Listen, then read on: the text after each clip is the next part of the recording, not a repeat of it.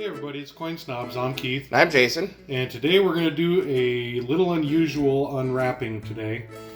So, a friend of mine was helping empty out a bunch of washing machines at apartment complexes and some other miscellaneous vending machines.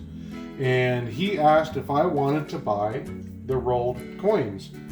Naturally, I said yes because they're truly unsearched raw coins. So, Yeah. Haven't been near a bank in quite a while. So this is a bucket with mixed bag. It's got some nickels underneath that aren't showing here. Right there. This is a roll of pennies, some more pennies over here, roll of dimes, and mostly quarters though. So this is our mixed bag. Yep. Where? Here? Right, yeah. Okay. And to make it even funner, here is our box of love. Yay! So we have, as you can see, quite a bit of work ahead of us. Yeah. There's roughly 4 boxes of quarters here. Just shy. Yep. Alright, let's get into it.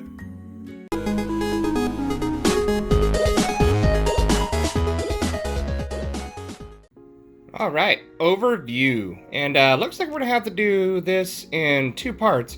There was so much to go through and we found so many different things that this first video, of course, as you can see here, is going to be pennies, nickels, and dimes. There is a ton of quarters and we're still going through them actually. So yeah, we're going to hit these guys first. First off, we've got a whole bunch of the nickels. As we've talked about before with the nickels, me and Keith tend to keep everything 1959 and back, unless of course it's something that's really nice, naturally mint states or something with the full steps or whatever is going to have a little special place in our heart as usual. Otherwise, 59 and back. So we've got a 52, that's a 52 Denver, 55, 56 Denver, 57 Denver, 58 Denver, and 59 Denver. So, I mean, heck, we've got the start of an album there, basically. Kind of going in chronological order there, not too bad. And 59 Denver. And then this guy right here is pretty strange. As you can see, it's kind of jacked up a little bit, but we're going to take a look at it under the scope because what is going on here? So it's a 1983 Philadelphia. And looks like the rim at least has seen better days for sure.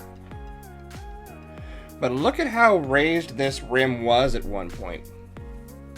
It almost looks like maybe the die, the hammer die, the reverse die, maybe it got loose and got kind of crooked inside of the cradle or something. I don't know exactly what would cause the rim to be so strange on this end right here.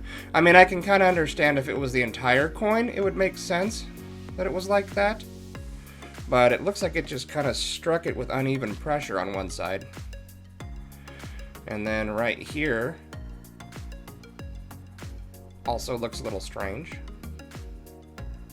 And here it looks like it was struck kind of shallow, like it was lacking some pressure, which would make sense because opposite of that, of course, is the heavy pressure. And then the reverse. This shows no signs of tooling that we can see. We can see some metal flow right here, as if it was struck through a giant piece of some kind of debris. But it still retains the rim. So it didn't shatter the collar. But it looks like, yeah, it looks like it was struck through something. And then we still have that great big rim around the reverse as well. This here looks like it's been damaged, this rim. But I don't know, maybe not. So yeah, throw down in the comments what you guys think this could be. I mean, sometimes this is the funnest part of coin collecting, as far as I'm concerned, is trying to figure out what caused all of this. I mean, even kind of having a decent idea of the striking process when it comes to coinage. This one's kind of hard for me to fit around my head. So I don't know. If you guys have any ideas, let us know. 1962. Decent condition, but take a look at these steps. 1962, as we were just discussing. However, take a look at the amount of steps this thing had. Looks to me like at one point, when it was struck, it has full steps. Of course, now, unfortunately, since it has seen some circulation, some of those steps have been unfortunately terminated. Dimes, we have a whole bunch of struck through, ranging from 2018 to 2020. And I won't worry too much about showing you that under the scope. You guys have seen struck through coins before. Just struck through grease.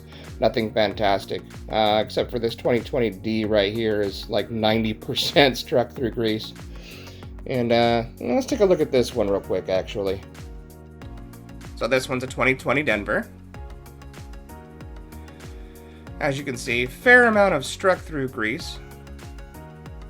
Above his head, in front of his forehead, his nose, in front of his mouth. We found a few of these 2020s, actually, that are fairly struck through grease. I mean, pretty much the entire verse has been struck through grease. And there's a little bonus here. There we go, get rid of that. The reverse as well has been struck through grease. Through most of it. And then right there, the last A in America, looks like it's also been struck through some kind of debris. A little fleck of something, not sure what it is, but it's definitely there.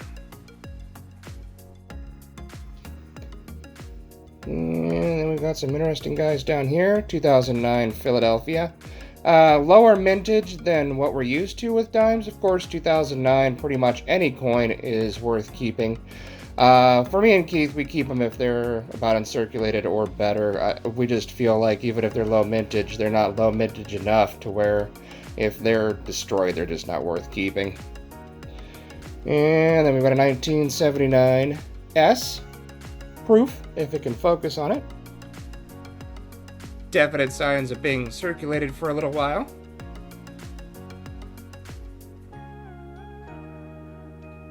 But it was definitely a proof. Well, I mean, still is a proof, just definitely not as pretty as it used to be. You can still see some of the mirror fields in the background.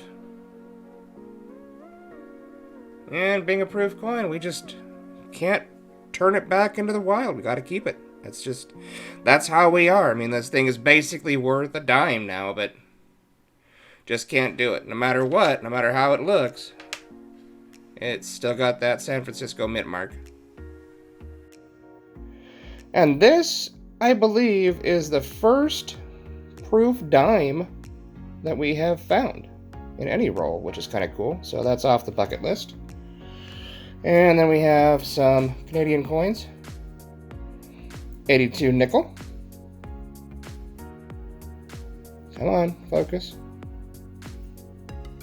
Come on, you can do it. 87 nickel. Got a 10 pence.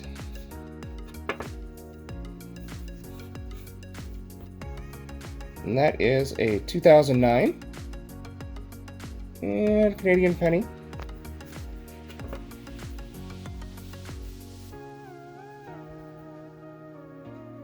$75. And then we'll go to the pennies. We have a 2017 P.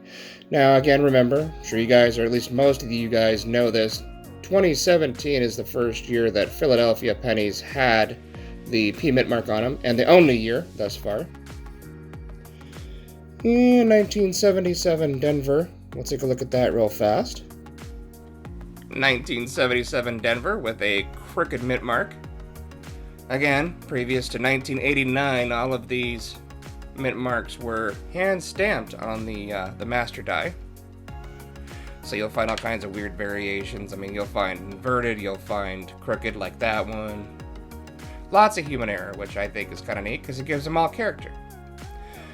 But this one also has a die crack coming from the rim right here, going through the top right part of the T and all the way through the A. Little teeny tiny die crack, but I mean, it's there, so whatever. And then we got some wheat pennies. 29S, good one to find. 36 plain. 39S. 57D. I'll show you this one real quick. Just because it has a die chip in the lower part of the B in Liberty. Right about yonder way. Not uncommon. In fact, actually, it's incredibly common. We have quite a few of these. But it's kind of a point of interest.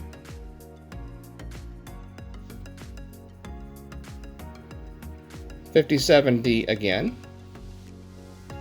58D. And whatever this is, we're going to take a look at this under the scope as well, and let's see if you guys can help us figure out what it is. We have an idea, but we're not positive. I think it's a 1935S. It looks more like an S mint mark than a D to me. That looks like a 3, that looks like a 5. But I mean, I don't know. As you can see, this thing's been trashed, so it's kind of hard to tell. Yeah, beyond trash. I mean, this thing spent some time in a road, and I don't even know. But yeah. Let us know what you guys think. What year and mint mark is this thing? Then we got some 2009 pennies.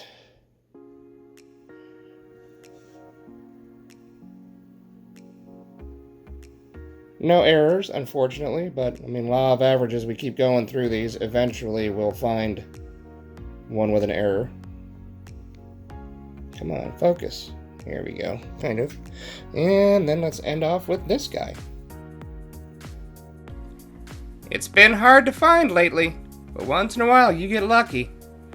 And you get silver. I mean, we haven't been finding silver $half in forever, but funny enough, it seems like we've been finding more dimes and everything else than we used to. Whatever. 90% silver. We're going to take it. Denver mint mark. But anyways, guys, that's pretty much the interesting stuff. If you like what you see, please go ahead and throw it a like. If you haven't subscribed yet, please consider doing so. Best way to help out the channel. If you want to get notifications every time we upload a new video, go ahead and tick the bell. Until next time, love you all, God bless, and we'll see you soon. Happy hunting out there, guys, and stay safe.